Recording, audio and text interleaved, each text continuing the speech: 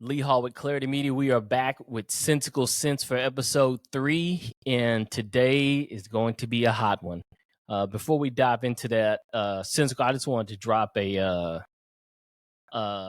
guess give a hats off to you, because I'll tell you, it is a full-time job to do the work that you're doing, right? Because you and I both know that it is not for those who are trying to do what's best for the masses. And when you're fighting that limited fight, you're exposed to so much negativity, you're exposed to so much resistance. It can be like a losing battle. And I feel like in today's time, we lost sight of all the great people that we admire and love. You know what they did their entire lives? They fought the system, right? And I think a lot of times we get lost and we talk about building legacy and doing that. And I think a lot of times we get distracted that building a legacy is not what we should be trying to do first. I know people can be like, what is he talking about? Right? I think a lot of times when you are in the strategic space of Black people on this planet, you know, like I know, our desire for money sometimes can have us doing things that we rather not repeat, so to speak.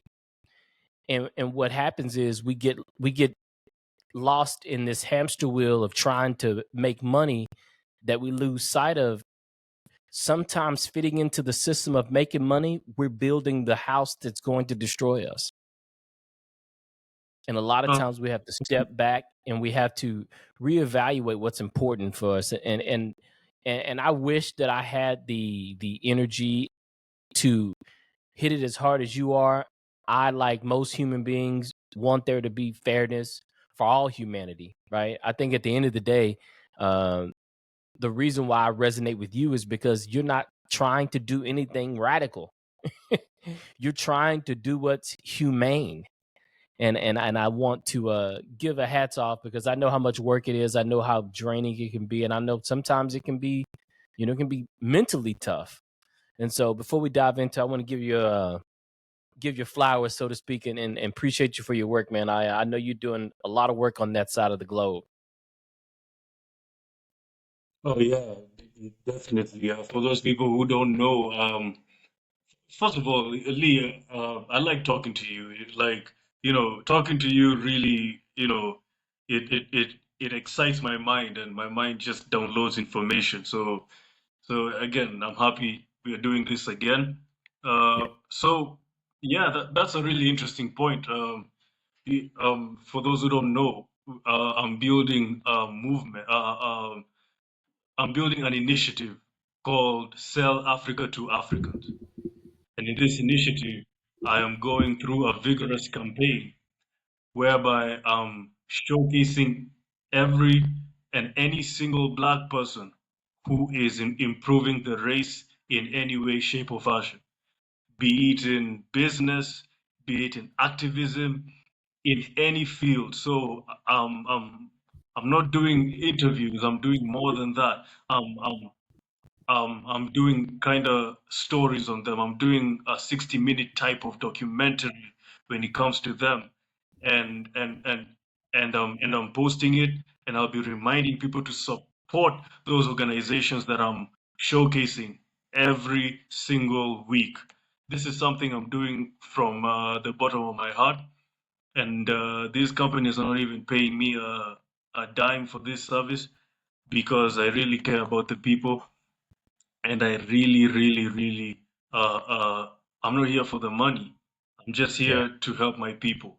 Uh, uh, uh, but if people want to support the organization, they, will create a donating platform. But the main aim of this is to one, to start my to debut my grassroots work, and then also number two is to popularize that phrase because it's very important. Sell Africa to Africans. I like that. We need we need it comes from the Honorable Provisional President of Africa, Marcus Mosiah Garvey. Marcus Garvey said that we need to sell Africanity back to the African because we have lost it. And I'm paraphrasing it, but he No, said I like something it. close to that. So I picked it up and I'm starting my own initiative, which will graduate into a movement, which will graduate into bigger and bigger things that will employ Africans and that will change Africa and that will change the African race. So I'm really, really excited. That's awesome, man. Before we dive into that, actually, uh, let me make sure I have the topics right. So today, I remember us talking about. You said white Jesus, and what was the other two Yeah, things? uh, just Okay, religion and white Jesus complex. okay, Those are the main uh, topics that I want to cover. perfect. I think those are more than perfect topics, right? And I think they're more than perfect topics right now, Sensical, because I don't know if you know what's happened since you and I last spoke. Since you and I last spoke, TD Jakes of the Potter's House has stepped down. Now, I haven't done. I need to follow back up on the story and see the exact reasons for why he stepped down. But the rumor has it is the lawsuit that was filed against P Diddy had footage of him having sex with men, and so uh, w- Sensical, and I'm gonna get off topic for a second. I grew up in church, Sensical. I don't know if you know though. You and I don't talk about it much. You know, church was my first heartbreak. If I'm being honest with you, if I'm being completely honest with you, church is what really broke my heart first, right? And what happens to a human when their heart is broken?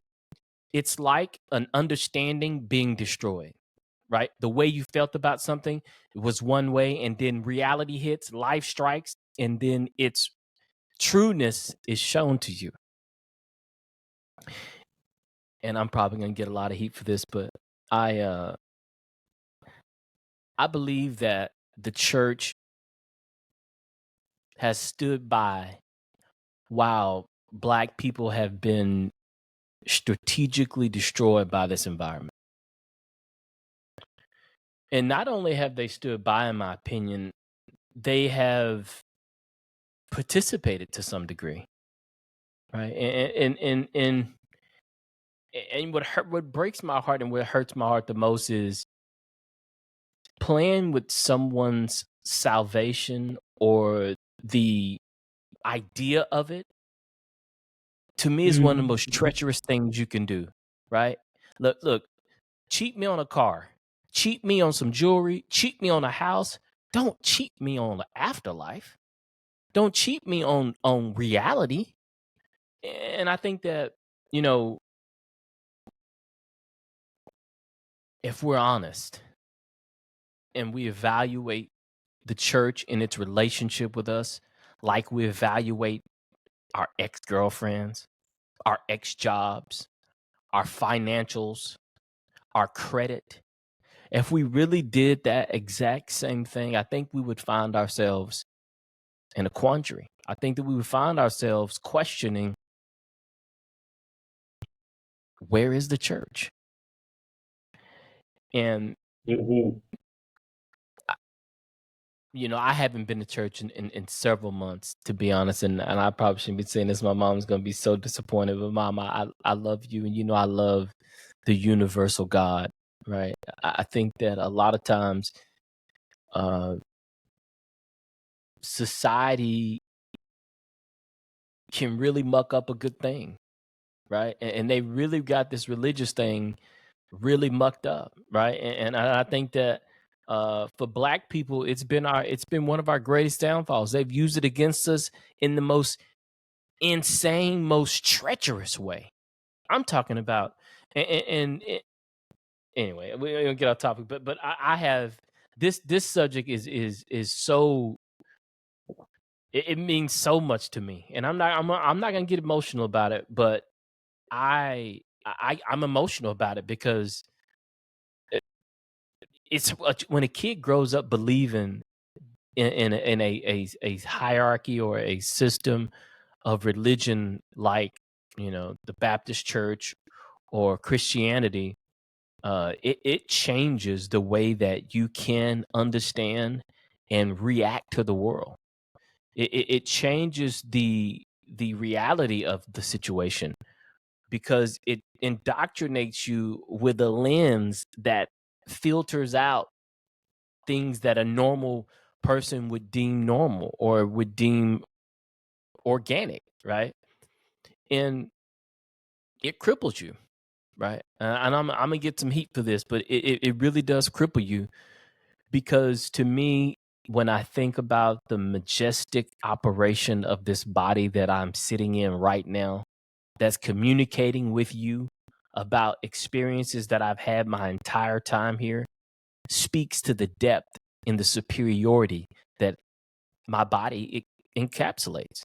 It speaks to the intellect that it takes for somebody to create a body like this. And when I think about that, Sensical, it makes me not understand the Bible, right? And what I mean by that is when I close my eyes and I think about how my body interacts with itself, how it responds, and how it does one thing every day, all the time, it protects me.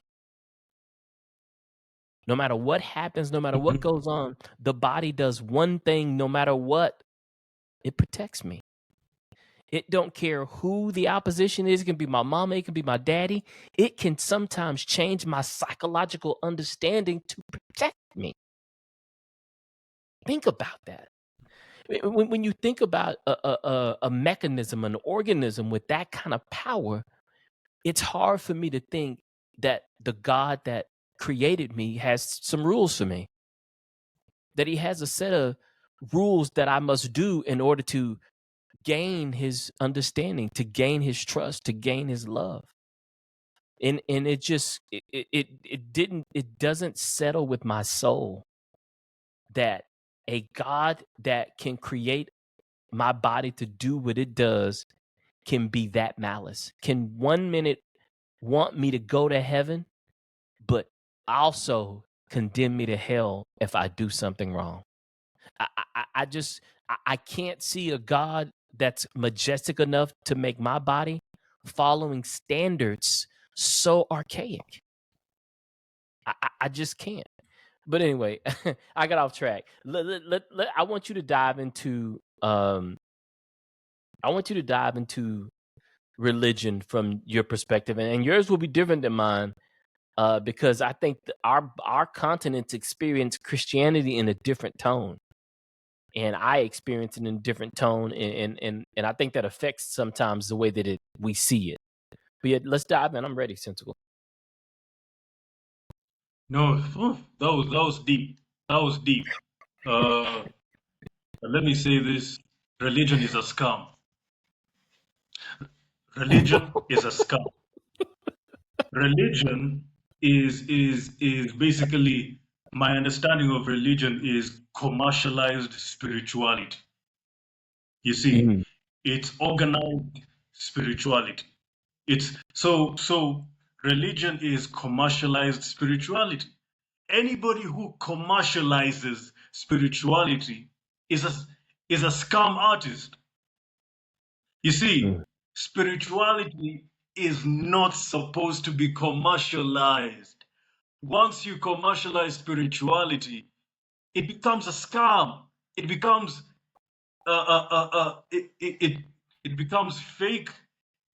It's not authentic, and it plays with people's minds. And the way you said, it plays with people's emotions.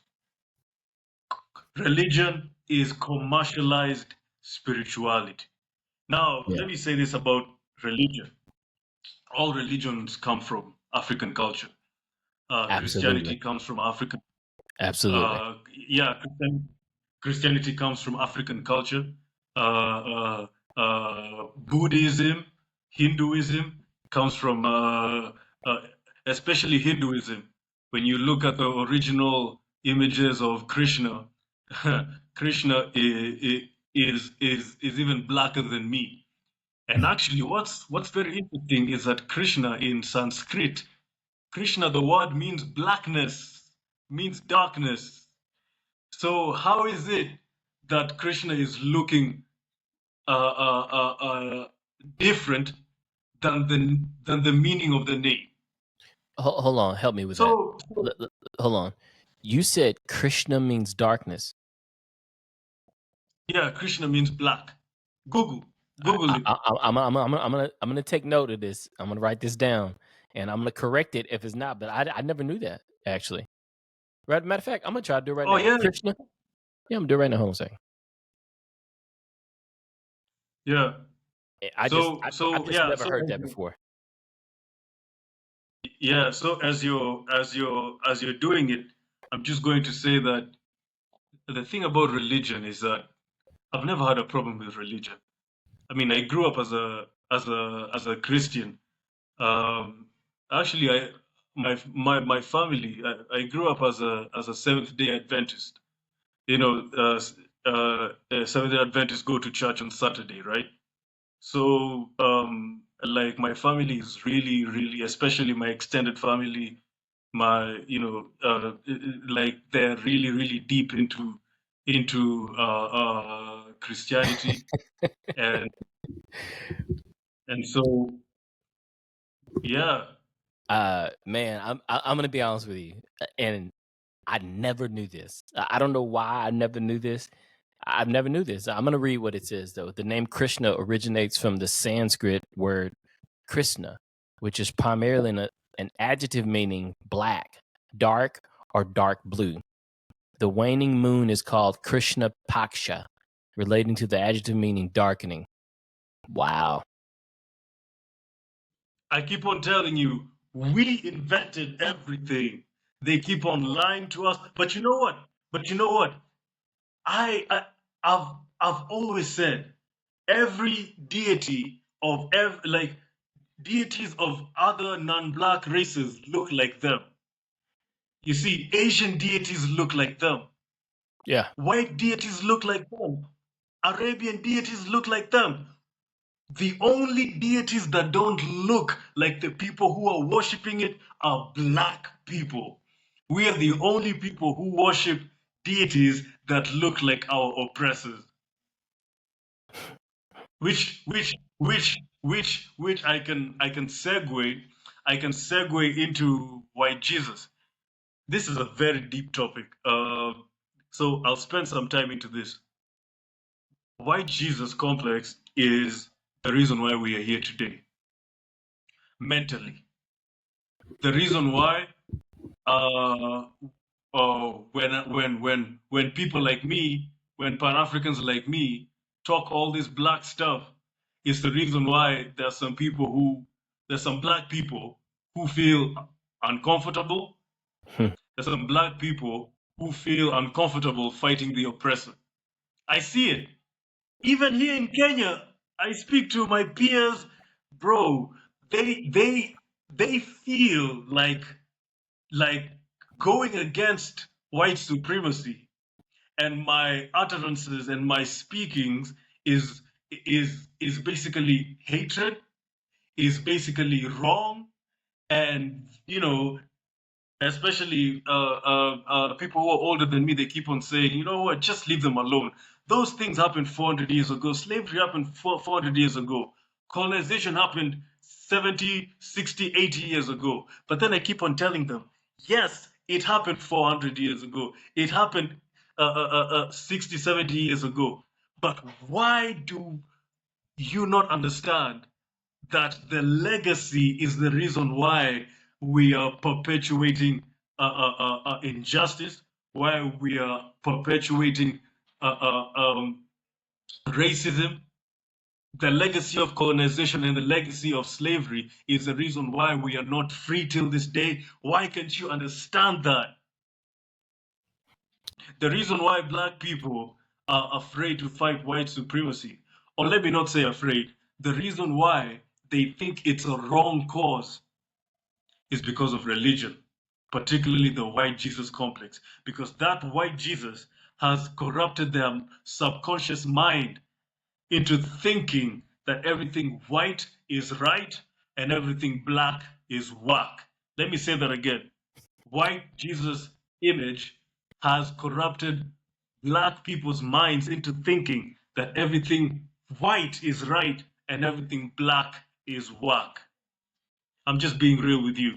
The Sensical, subconscious mind, yeah, go on, go on. give me an example of because like I don't I love the explanation of what you see, but show me an example in society so we can kind of understand what we're dealing with here and how it plays out. Uh, well, let me give you my example, okay? Let me give you my example. I've ever spoken to a person really close to me, very religious, okay, very religious. She listens to my show and all that. She told me, "Yo, why are you focusing on racism too much? I mean, just forgive them, forgive them. It happened in the past. Like for us in Kenya, we got independence in quotes in 1963. You know, just forget them." And every day we go back and forth with her. Every day we go back and forth with her. Then I realized, okay. So one day I asked her, wait, so do you go to church? Yeah, I do go to church. And then she went on to explain the fact that the Bible says that we should turn the other cheek. The Bible said that we should move forward. Jesus forgave the people who crucified him. So why can't you forgive the people who crucified us? I told her, bro, I am not Jesus. Jesus forgives. I never forgive. We we we underwent 400 years accumulatively, us Africans and Africans in the diaspora. 400 years. We are undergoing 400 years of hell. Yeah. The same people who are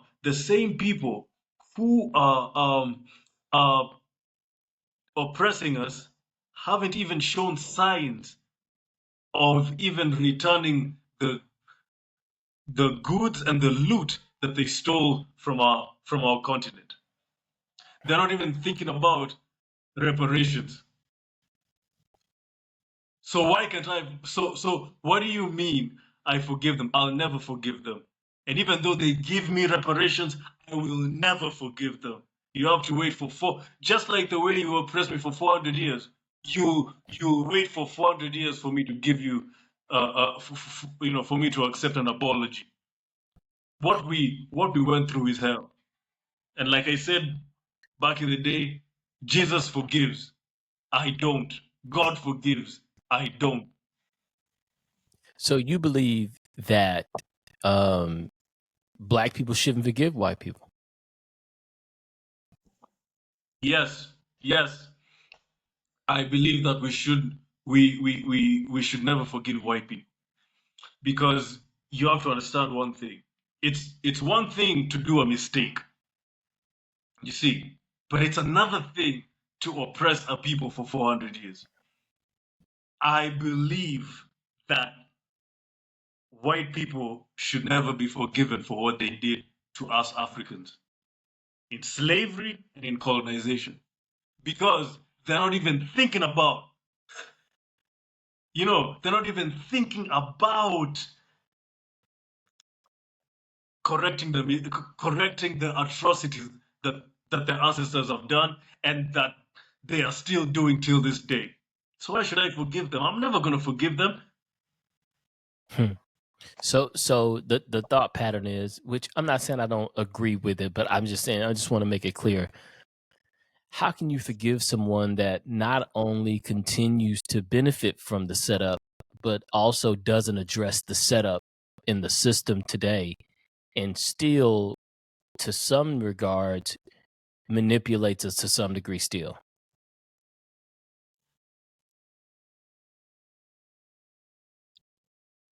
Wait, could you repeat that, please? Yeah. So what you're saying is you can't forgive someone that has, one, not acknowledged that they've done wrong, two, change the system that allowed them to get to their position, and three, repair the situation that they caused. That's what you're saying. And you know, when you first said it, I'm not gonna lie, Sensical, I was kind of shy. I was like, oh, never forgive. Well, that's a long time. Never is for never. But I hear where you're coming from, but I don't know if it's the most progressive way for us to move forward. What I mean by that is this: we can't muster up enough anger for what's been done to our people. We can't. If every single black person alive today gave all the anger they had, it still wouldn't be enough for what we went through. The complete and utter separation, destruction of what we could have been is life altering, right? And I'm not saying that. I'm saying that to say that in spite of, we still have to have a space to forgive those who have made right and who are doing right in regards to that, right? And correct me if I'm wrong. You know, I'm not gonna lie. I'm a bit hand to God. I grew up around white people as a young child and worked with them, so I've been indoctrinated. I won't lie. I have probably been the peacemaker more than I have been, you know, Malcolm X. Right? I can say that. So, push back if you will. Yeah, yeah. People like calling me angry in the comments, and you mentioned anger. You mentioned anger uh, uh, uh, just recently, and yes, listen. I am an angry black man. You know, let me tell you something, Lee. If you're a black person in this world and you're not angry, if you are African in this world and you're not angry, you are crazy, you are mad, you should check yourself in a mental asylum. Do you know that? I mean, I know you know. We are catching hell, bro. You mean to Right. tell me that the first thing that comes into mind when we are trying to get some sort of freedom is forgiving people who haven't even tried and who are not even thinking about correcting the atrocities that they've done to us. We have undergone genocide for 400 years. No single race has suffered the way black people have suffered. And no single race is suffering the way we are suffering. So even though there are few of them who are trying to do some good, let them try to do some good. I'm not stopping them. But if you're looking for forgiveness from me, you have another thing coming. You have another thing coming. And another guy was asking me, are there are there good white people? And I said, what's the definition of good white people? You see, what's the definition of good white people? I know, like, is it a white person who has never said the word, the word nigger?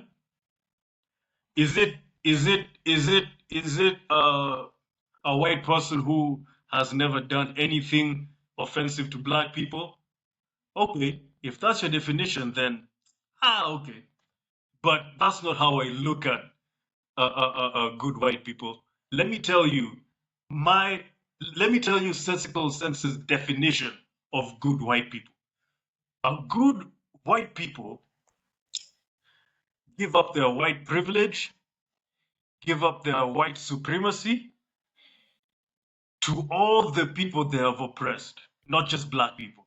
But because I speak for black people, let me talk about my people. A good white people sit down and be like, we have ruined the world and it's time for us to pay. It's time for us to be accountable. It's time for us to give people justice, freedom, and everything that we have stolen from them. What does If that look like you, in real life? sorry, go on, go on, go on. What is Go. that? I hear you, and I agree, but what does that look like in real life? And is it realistic? And what I mean by that is this. And remember, I told you I'm a peacemaker. I don't know why. It's just it is what it is. But I know a lot of white people that are better than some black people, right? Have done better than some black people, have treated me better than some black people, and have done more towards the advancement of black people than some black people have, right? And I have to be we would have to be naive to assume that we got this far without the help of some white people, right? Like, look, I'll be honest. Our strength and our resistance got us here, but we had some allies in the house. There were some people that sided with us for us to get here. And I'm not taking no credit from our resilience and our strength, but we had to have help. And I'll tell you why I say that. I say that because when I think about my body, and I always go back to my body because if I can't understand it in the book, I check with my body. And I know that sounds crazy, but the human body tells you everything. The way that it gets along with organisms, viruses, parasites, fungi, right? Like that harmony that it portrays inside of me is the harmony that I'm supposed to portray, right? I'm not saying we're supposed to go through them a parade. I'm saying that we have to offer forgiveness for those who've earned it and deserve it, right? Because if we Let me, don't, let me, Sensical, we'll be fighting everybody till the day we die. And let me, yeah, let me, let me ask you a question. Um, okay, it's not even a question, but let me just put something in your mind. Or maybe actually, yeah, it's a question. Do you think that there is a single white person who will ever give up their white privilege? yeah. I, Show me one. I mean, when you say "show me one," But remember, but listen, remember, white supremacy, but white privilege, right? okay. So explain to White me. supremacy, but white privilege. Okay, so I guess you got to help me solidify what does giving it up look like. I mean, what they don't go like. Tell me what that looks like. When have white people said, you know, we are getting employed more than black people. You know what? We should actually change the employment system in corporations so that we can employ uh, qualified black people instead of only seeing race in employment. Well, When you're talking about education, when you're talking about education, talk about special education, right? Well, special education, black people are populating special education. I'm not saying that they're doing it more than white people, but the rate at which black people are in special education is super high, uh, and most of them are being misdiagnosed. yeah, I Have agree. white people, the school districts and all, have they ever sat down and be like, you know what, let's sit down and really reevaluate this because something is wrong. Why are black people ending up in special ed more than any other races? Well, Sensical, I think that You talk about that's two different things, though. I think uh, we're talking about two different things, right? Because what you're talking about now is the system and the structure, right? I never said that the system was on our side. Like the system is not on our side. We're talking about those white people who are, right? The system, we can't talk about them changing the system. Let's be real honest with ourselves. This thing has been rolling for a minute and it's only gotten stronger, right? So somebody can pass me with we'll change it from the inside, right? Like that's the only way we change this is we have to change our behaviors. That looks like us allowing people who want to and feel and hope to be forgiven can be. But at the same time, I don't think it's one of those things we run around and we do an essay on which white person is which. I think we give them all the benefit until they prove us otherwise, right? And that's how I look at it because I can't disregard all of them because then we can't exist. My world is. I mean, we're in America. We 12%. Could you imagine us trying to exist without white people? It won't happen. So what I'm speaking from the aspect, no, we couldn't survive in America as black people if we only dealt with black people. We couldn't survive. Wait, Lee, wait. You mean to tell me that black people can't survive without white people? Sensical. I'm and I love talking to you because I can be 100. I no longer live in a fantasy land. I live in a world where I describe what I see. And when I look around this world, we haven't been able to. Think about this. Sensical. Think about this. Wait. Sensical. And I'm not saying it's not our fault. I'm not saying that the system isn't rigged, but I want you to think about this. Over the last 20 years, black people have seen more money than we ever have. Can you agree? Yeah, well, In America, we, we made more money than we ever have these last 20, 30 years. Black people, true, right? true, we're So Sensical. If we could, how come during all that time nobody did anything? Nobody built anything? You're trying to build something right now because nothing exists. What that tells me is that we have not found a way to exist on our own. We ain't got shit. What do we have? We ain't got our own bank. We ain't got our own schools. We ain't got our own nothing. And remember, that's the first step into forming anything. You have to have those key things. You have to have groceries, you have to have schools for education, and you got to have jobs. We've made more money than we ever have, and we haven't been able to do that. So I'm telling you from with a broken heart, yes, we can't survive without white people here. Because if we could, we well, would. Right? well, let me counter that. I don't know Hold on, if you know but this. can we agree that we haven't been able to up to this point? So why would I assume that we can? Well, that's why I'm countering that point. Okay. I'm countering that. Um, during segregation before the Civil Rights Bill was passed in '64, I think '64. You do know that by we, because I'm a Pan-African, Yeah. I believe we're all the same. Yes. You do know that black people in America had their own institutions, yeah? They had their own Absolutely. school, We were in they had their Congress. own. We had more degrees than we ever had. I remember. We had the highest marriage So rate. Married. wait. Okay, yeah. Good. We were surviving on our own at that time, correct? Yes. So if you agree to that point, then why are you also agreeing to the fact that we need white people for survival? And let me clarify when I say we need white people for survival.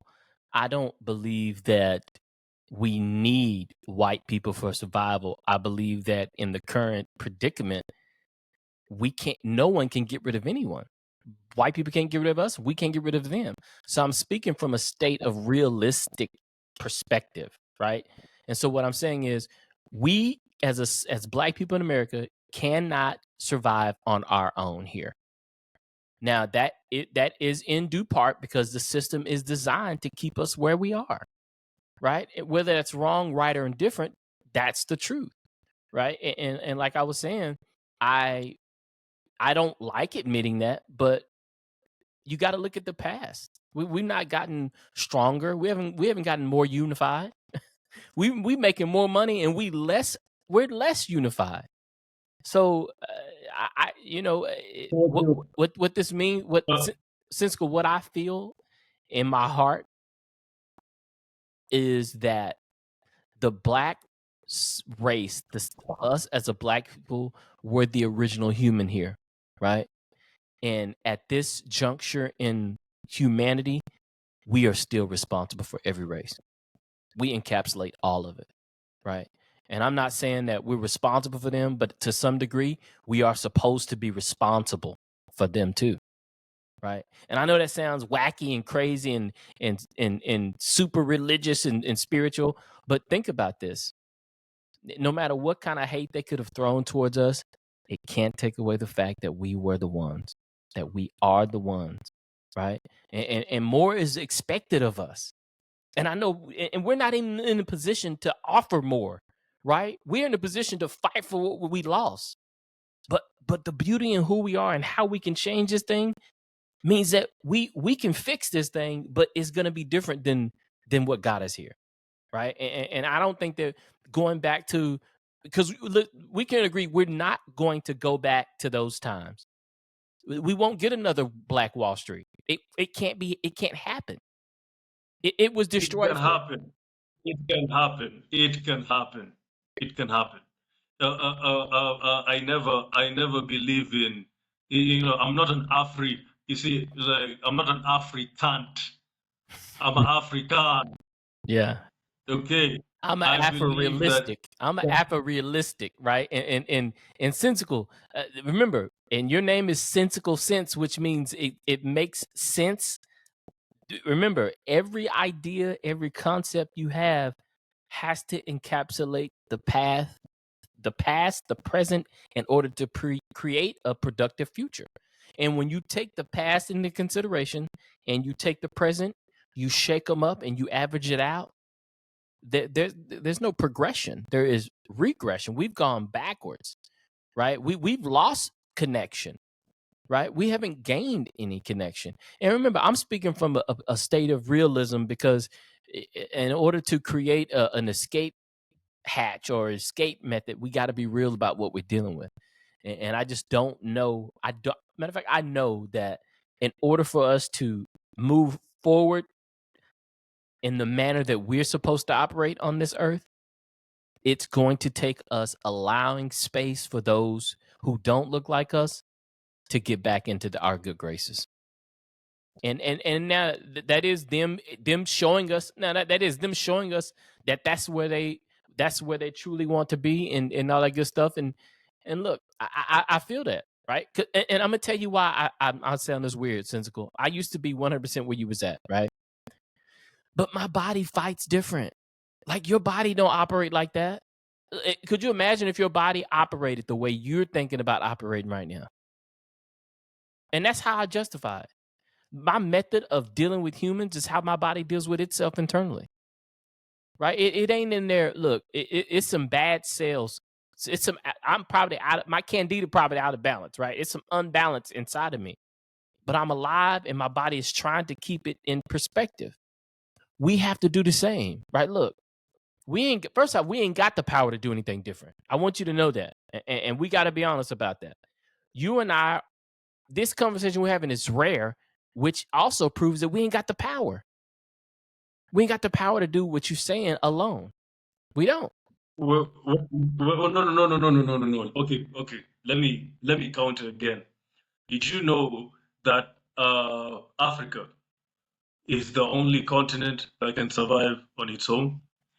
Let me add in, let me also add that Africans, if we listen, if we add the population of Africa, and if we add the population of every single African, whether you follow yourself and not or not, in Africa, if we add all the population of Africans in the world, we are the most populated people in the world.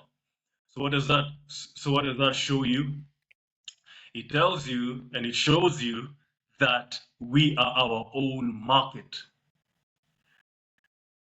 We I'm not saying that like I get your point in a way. In business, you never choose your customers, right? Yep. But I'm talking about us reclaiming our greatness. I'm talking about us reclaiming what was stolen from us. I'm talking about us uniting and providing for our own and our own only. That's what I'm talking about. And then the things that we produce as a result of us uniting and selling it to other people, we own it 100%. That's what I'm talking about. And Sensical, I believe that you are right. I believe that uh, yes, what you're saying is needed, but Sensical, I'm look around. Like we're the first off, hip hop is being destroyed. It's being dismantled as we speak. It won't exist in a couple of years. I want you to know that it's going to be a hot heap of garbage.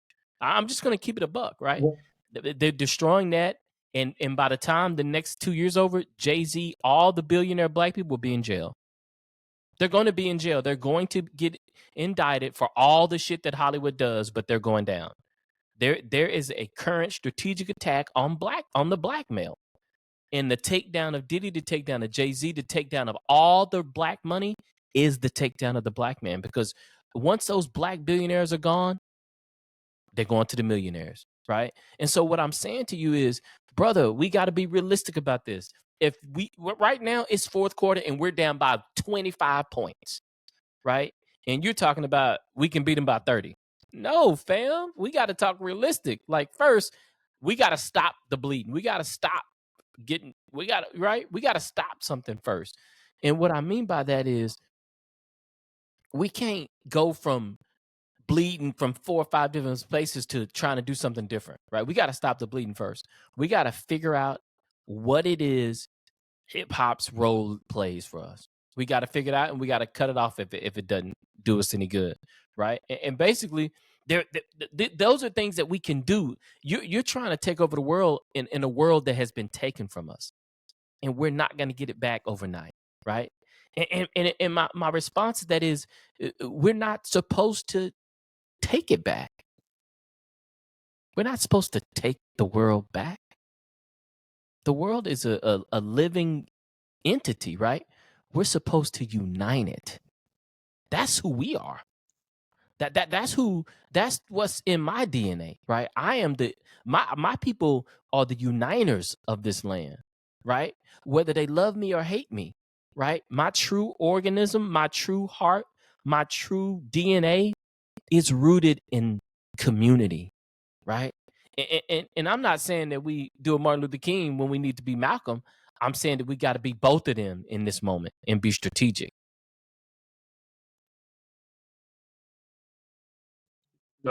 well, let me say this, Lee. Bef- Before you think about uniting with other races, think about uniting with other black people. That's what I'm saying. The problem, yeah, the problem with black people is that we are so quick.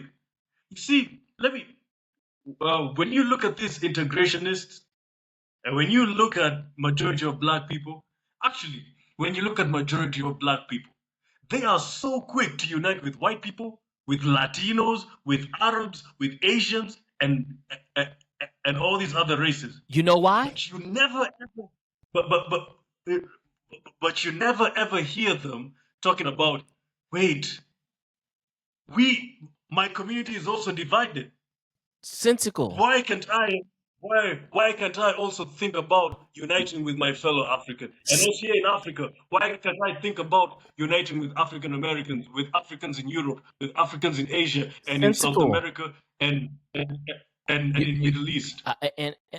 look, Before you unite, you're right. before you unite with white people, You're right. before you unite with white people, You're right. unite yourself.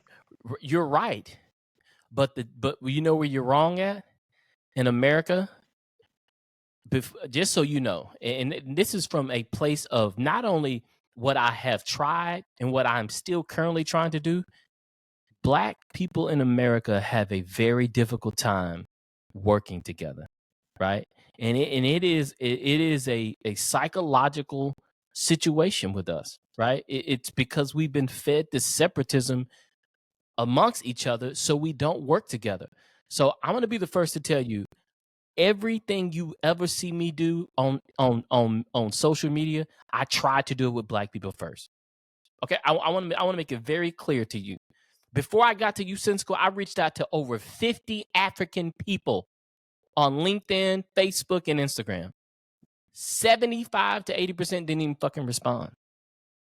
Right? So let's put that to the side, right? You know, I started a media, a software media platform, right? Do you know that I have had the least amount of success with my black people? I want you to know that the people who give me the most business, who support me the most, don't look like me. I chase their asses down, Sensical. I offer them free shit, right? And to some at some point, as a black man, we just got to be the man, right? And we got to make it work, regardless of the tools that the universe puts in our hands. And that's where we are right now, right? What you're saying is not wrong. What you're saying is past its due date. It's rotten. It can't be done the way you're saying it can be done. It can't. And I know you're African and not Africant, but Sensical, we're at a stage in existence to what you're talking about is outdated, right? I'm not saying that unifying with my people is outdated. I'm saying the idea that we're going to take it back and do our own thing is outdated. It, it can't be done, right? We're here to unify. And what I mean by that, and I know this is gonna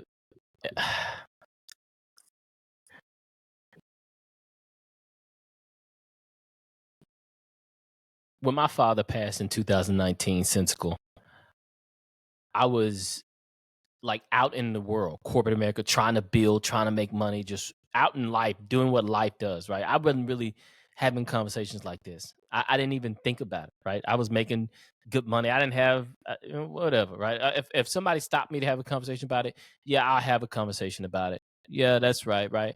I've always been aware of it, right? Being a black man in any situation, you're always aware of racism because you're the differentiator.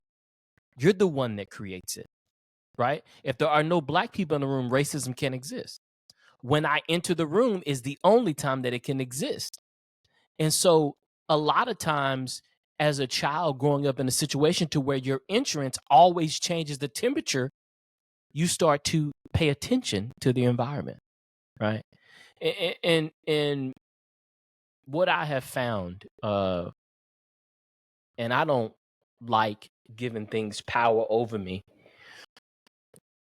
but black men aren't doing better here. We ain't making more money here. We ain't living longer here. We ain't loving each other more here. We going backwards in all categories. And so with that in mind, when you're talking about when you're thinking about how I'm going to get out of that, I can't listen to let's take the house over, right? We can't even get two of us on the same page, right? And so I feel like that a lot of times that when we come to rally and we come to bring each other together, we have to realize that the environment dictates what our reaction should be, not the other way around, right? Because when you use faulty methods of attack, you lose the battle, right? Look, I want everything you say, Sensical. I want you to know that I want it in my heart. I want it in my soul. But I'm of an age where I've lived long enough to see that what you're saying can exist can't exist here, right? And I'm not saying that's a throw in the towel type situation. It's a pivot, right? The way the body works is when you throw shitty food into the body, it balances, it changes, it adjusts chemicals here and there to make up for it, right? That's all I'm saying we do. We adjust it, we balance it to make up for what we can't do so we can do what we can do. And I think that's the play, right? I think that we as a black people first, we have to understand that we don't like each other. We have to understand at the depths of our soul, we have an inherent hatred for ourselves, and we don't know it. It's not something that we can self-prescribe until we go through cycles and things in life that reveal to us that we hate ourselves to some degree, right? And until we get to that moment and we realize that and we deal with what that really is, we can't move past it, right? That internal hate will always keep us separated. It's the secret. It's the secret sauce. If you want to really, if you really want to call it that, because that if you and I, if one of us has that within us, you and I can never connect to our full potential. That little bit keeps us from fully indoctrinating ourselves into full fellowship, right? And that's the secret weapon. That's why black men that we can't connect. Internally, psychologically, there are barriers. Not to mention the ones that are out in the world. In our minds, we don't trust each other, right? Because remember, the same trash that's been fed to white people on TV, we've saw. Even while we're watching it, we're accepting it. Even when we're seeing it and we know it's BS to some degree, we accept it in our mind as reality. That's the power of TV. And so we've all been drinking the same Kool-Aid they have, but we've responded differently to it. But we've responded. And it's a psychological response, which, like racism, can't be pinpointed. You can't put your finger on something like that. You can't say this is what's wrong with black men because you can't put your finger on it. It's psychological. It's deeper than what we can see, but it's in what we think and what we believe about ourselves and each other. And that's been there. That to me is the reason why it's going to be very difficult to move in that direction that you're saying. And I'm gonna tell you, Sensical, I want to be there. I promise on everything I love, I want to be there. Right. But I try. I'll be 44 in a couple weeks. And I'm gonna tell you, there is no one that has been fighting and pushing and trying to connect black people more than I have these last five years. And I'll tell you the hardest part about it is, Sensical, it's been heartbreaking. It's been heartbreaking dealing with my people. It's been heartbreaking to see the hurt that exists within our community that keeps us from connecting. It's been traumatizing, Well, right? Like to the degree, because you want to build with your brother, right? You need to build with your brother, right? But when there's this separation, you can't stay stagnant until they turn around. You got to build your house anyway. And that's just what I'm saying. Everything that I speak is from experience. It's not from you. You sound like me 10 years ago, right? And I just been through life. Life's been life, and I've been trying to connect. And a lot of times it's just it's a different experience for us. And because no one experiences it but us, no one understands it. No one understands it. well, for me, hey, that was really profound, Lee. Um, let me say this, Lee. Like this is my final word before we cut this, before we cut the episode. I just want to say that to any person listening right now, to any black person listening, don't give up on this community. Yeah. Our ancestors were working with so little. If you look at Marcus Garvey, no cell phone, no internet, no nothing, and he organized millions of black people all over the world. You look at Booker T. Washington, Tuskegee Institute. He didn't have much, but he built the Tuskegee Institute. You look at uh, even here in Africa, all these revolutions that spearheaded the freedom of Africa from colonialism. We had nothing, bro. We had nothing. Look at the Mau Mau here in Kenya fighting the British. The Mau Mau, bro, we had nothing, but they gave white people a hard time. Our ancestors fought white people when they had nothing. We have everything at our disposal. We should use, we have the information, We have more money than our ancestors. We have more information. We have more access to resources that they would that I mean that they wouldn't even think about having. We should use those as tools to us uniting, to us getting our freedom, to us getting what's ours, to us owning what's ours. That's number one. Number two,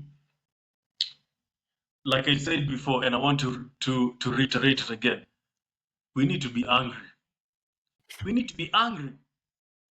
I'm not saying because black people are just here dancing, listening to the new Drake this, listening to the new Kendrick this. We're here twerking. We are not angry. We are pacified. We are pacified by all these things, like you said. We are pacified by all these things that we're seeing on TV, on the internet. I want us to sit down and I want us to see what's happening. First of all, to see what has happened, to see what is happening, and to see what's going to happen. And we need to be angry. Automatically, when you see when you see what happened to our ancestors, you'll get angry. You'll get even more angry when you see what's happening to us. And then I mean, if there's a word for it, I don't know. You'll even get even more angry when you see what's going to happen in the future. If you're a black person in this world, I'll say it again. If you're a black person in this world, please be angry. Be angry at racism, because that's a that's a starting point to change. You can't change anything that you don't like without you being angry about it. Mm. Be angry. And don't be ashamed of these white people calling you an angry black woman, an angry black man, and all these coons telling you that. Be angry. That's number two. And my final point, Lee, is that I wanted us to dive deep into the religion one. I think we'll do it another time. But I really wanted to say this point. Um, Heaven is here. Don't look up. See, Stop looking up. This is heaven. Let me ask you, if God wanted us in heaven so badly, why did he put us on earth? I mean, if God wanted us to be in heaven so badly, he could have kept us in heaven. He couldn't have created earth for us to live here. He, he built earth. He put man and women here so that we can create our heaven here. This is heaven. And that's what black people fail to understand. White people have created their heaven. Asians have created their heaven. Other races are creating their heaven here. We are the only people who are looking to the skies for heaven. Build your heaven here. This is heaven. Build your heaven here. I like that. And that's all I wanted to say. Before I let you go, I want to. I'll close on those three. I agree. We definitely are in the moment. Your greatest moment is right now. Not yesterday, not tomorrow. Yeah. Right now is the time to do whatever it is you need to do. Whatever it is you were sent to do, the time to do it is right now. And I believe that goes for whatever it is in your heart, right? In Sensical, I do believe that you can be angry with the situation and not be angry. And what I mean by that is I am definitely 100% past upset about the situation. But being angry about the situation changes my frequency and my ability to combat it properly. I think that a lot of times in our community, we respond with emotion, and emotions aren't meant to guide us. Emotions are assistants, right? Our emotions aren't meant to help us make decisions. They're not meant to be expressed to the degree that we do. But because of our spiritualness, because of the way that we were treated during slavery, we feel like that expressing your emotions is what's meant. And that's not how the human is set up. Emotions were designed to help us understand the environment and respond to it. And so while definitely I am more than bothered and upset at the setup, right? I mean, my whole life has been dictated by it. My family's life, my family's that's coming life will be dictated by it. So yeah, it definitely bothers me. But I think that we have to draw a line between it bothering you to the point to where you're upset and it motivating you to the point to where you're making a change. And I think that Yeah, what change looks like to me might be different than what it looks like to you, right? But I believe that whether it's you or I, and to everyone that's listening, change is creating something that is creating something positive. And look, I know change can be negative, but don't that's not where we at right now, right? Change is creating something positive to create something positive. We're not here to we're not here to call somebody out, right? We're here to unite, right? Because remember, before Sensical, I didn't have what he understands. But now that we're together, I'm as intelligent as he is with him. That's what we have to become. We have to do like the body. One cell in the human body can only do one thing. But the body combined, 3 trillion cells combined, and then and look what it creates. Look at me, look at Sensical, right? And that's how I believe that the universal God has designed for us to be.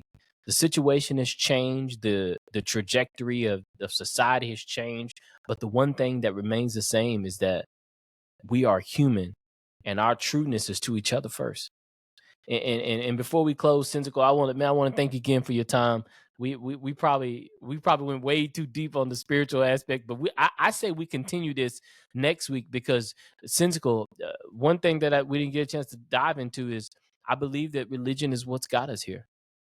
I believe that it is what's got us to where we are. And I know a lot of people gonna be upset about that. They're gonna be mad about me saying that, but I believe that the religion that was given to us got us here, right? And that's good and that's bad, right?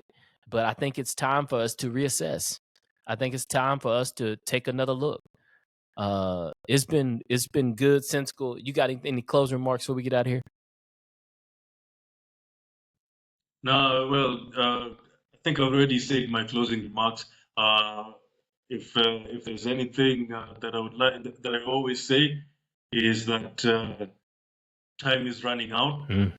Agreed. When you look at the world, when you look at the world, it's moving fast, it's moving quick, and we are behind the curve. We are always behind the car, Yep. and we are at a point whereby, and I always tell you, and I always tell people, colonization part two is coming if we continue to be comfortable, and slavery part two is coming to America and to Europe and to where it was back in the day if we continue being comfortable. And at the end of my videos, uh, uh, um, I always say that change is inevitable. One day we will change. One day we will think about the right things. Change is inevitable. One day we'll think about forming a unity between Africans in the diaspora and Africans in the continent. One day we will think about the right things. One day we will think about consolidating our money. One day we'll think about the right things. One day we'll think about hating racism more than hating ourselves. But it will be too little, too late. I like it. Change is now. It's either now or never. Otherwise, when slavery part two is coming, when colonization part two comes, it will be too little, too late.